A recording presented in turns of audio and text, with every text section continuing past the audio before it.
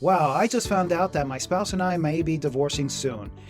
But I'm worried because I really don't have an income during the marriage, and now I don't know what to do. Am I entitled to any alimony?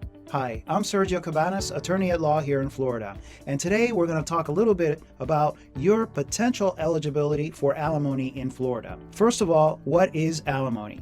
Alimony is basically financial support given from one spouse to another after a divorce or during a separation. So now that we know what alimony is, we look at how the courts determine alimony. Well, there are several factors. The main factor they look at is one of the spouse's financial need for alimony or financial support versus the other spouse's ability to provide that support. The financial need includes the cost of maintaining the standard of living to which you've become accustomed to. Another factor is whether or not you're responsible for taking care of the children and the amount of time sharing you have. And finally, another big factor is the length of the marriage.